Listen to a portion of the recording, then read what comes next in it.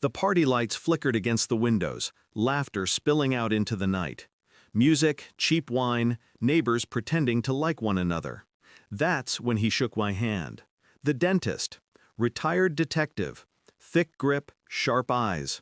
His smile was polite, but his gaze didn't linger on me. It cut across the yard to where my wife stood, her hand brushing our daughter's hair as she spoke softly to her. He leaned closer, breath heavy with beer. "I'm sorry to ask, but what's your wife's real name?" For a moment I thought I misheard. I told him. Her name, the only name I knew. His face turned white. His jaw tightened. "Pack your daughter's things tonight. Do not tell your wife where you're going." He slipped a folded note into my hand. Then he left, walking quickly, without looking back. I waited until the laughter died, until the neighbors left, until the house was quiet. Only then did I unfold the paper. My hands trembled as I read. And suddenly I understood why his face had drained of color.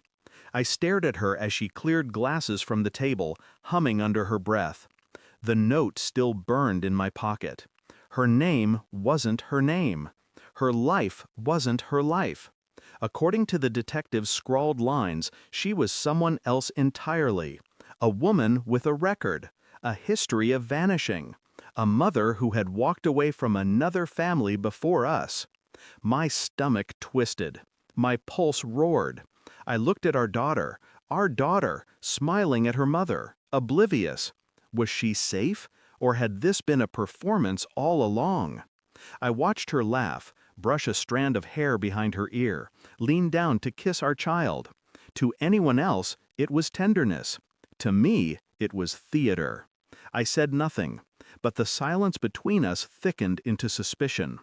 For days I lived two lives. By day I was the same husband, the same father, moving through routines with steady hands. By night I unraveled threads. I searched old records, databases I shouldn't have accessed. I checked names, faces, dates. I found shadows of her in places she claimed never to have been. A marriage certificate in another state. A missing persons report filed, then withdrawn. A sealed court document marked with her alias. Her real name. Not the one I spoke at the altar. Not the one etched into school forms or utility bills. The real one. The one she buried. Each discovery hollowed me further. Every smile she gave me felt counterfeit. Every touch rehearsed. Still, I said nothing. The silence was my shield.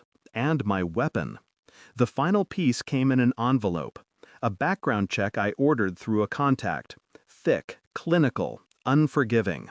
She was married once before. She had a son. She abandoned them both. No trace of custody battles, no court orders. Just a woman who vanished one morning and resurfaced years later with a new name, a new story, a new family. Me. I read it all twice. Then I folded the papers neatly and placed them back in the envelope. That night I set it on the kitchen table. She walked in, drying her hands on a towel. She saw the envelope. Her face drained as she recognized the official seal.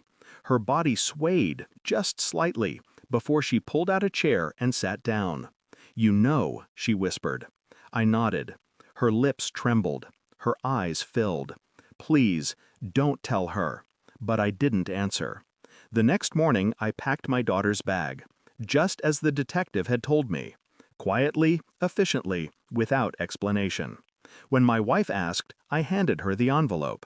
She tore through the pages, shaking, muttering excuses, stories, half-truths. Her voice cracked with desperation. But I stood calm. "No more names," I said. "No more lies." Her sobs filled the room, but they didn't touch me. I took my daughter's hand. She looked up at me, confused, trusting. Her mother reached for her. I stepped between them. Her voice shattered against my silence as I led our daughter out the door. We didn't go far, just enough to breathe, enough to know we could leave whenever we needed. I thought I would feel rage. I thought I would feel grief. Instead, I felt nothing. Because betrayal isn't thunder. It isn't lightning. It's erosion, a slow wearing away until one day you wake up and realize there's nothing left to protect. The woman I thought I married never existed, only the mask. And I will not raise my daughter in a house of masks. When I closed the door on her cries, I knew it was final. I didn't bury a marriage, I buried a lie. And I won't mourn the death of something that never lived. Thanks for watching. Don't forget to like, share, and comment. Subscribe now to Cheating Stories Insight World for more amazing stories.